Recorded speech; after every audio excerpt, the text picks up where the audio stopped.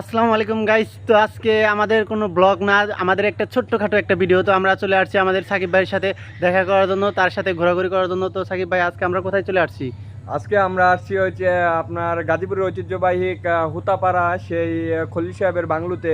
এখানে অনেক সুন্দর পরিবেশ আপনারা দেখতে পাচ্ছেন, একবারে গ্রিন টাচ, একবারে সবুজের ছোঁয়ার মতো একটা সুন্দর পরিবেশে আমি আমার কলেজ ফ্রেন্ড তাদেরকে নিয়ে এসেছি। আমাদের আরো বন্ধু আছে এখানে, আপনারা তাদেরকে দেখতে পারেন।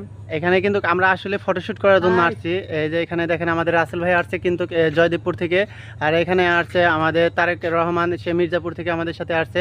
তো আমরা কিন্তু এক একজন এক এক জায়গায় থেকে আসছি। তো অনেক সুন্দর ফটোশুট হয়েছে। আর আসলে সুন্দর ফটোশুট হবে নাই কেন, এই যে আপনারা দেখেন এই জায়গাটা, যে আসবে একবার আসলে এই জায়গাটার প্রেমে পড়ে যাবে। কারণ কি জানেন, চাইলে ওই জায়গায় আসতে পারেন, আসলে গার্লফ্রেন্ড বয়ফ্রেন্ড এবং হাজব্যান্ড ওয়াইফ আপনারা সকলে মিলেমিশে এই জায়গায় আসতে পারেন এবং আসে এই